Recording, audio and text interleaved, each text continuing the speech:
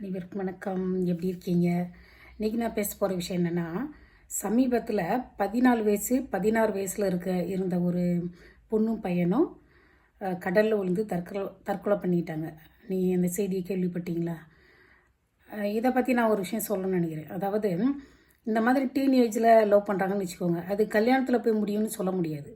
அதுக்கு நம்ம என்ன செய்யணும், அதை பற்றி அந்த பிள்ளைங்கிட்ட பேசாமலே கண்டுக்காமல் விட்டுறணும். அப்படி விட்டுட்டோன்னா கொஞ்ச நாள் அவங்களே பிரிஞ்சிருவாங்க, அவங்களே மறந்துடுவாங்க. நம்ம அதை போய் பேசி நம்ம அதை தடுக்க நினைக்கிறப்ப தான் அது ரொம்ப வேகமாக அவங்க ஸ்ட்ராங் ஆவாங்க.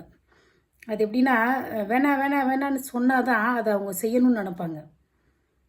ரெண்டாவது அது எப்படின்னா, அந்த செடிக்கு உரம் போட்ட மாதிரி, எருவு போட்ட மாதிரி ரொம்ப ஸ்ட்ராங் ஆகும்.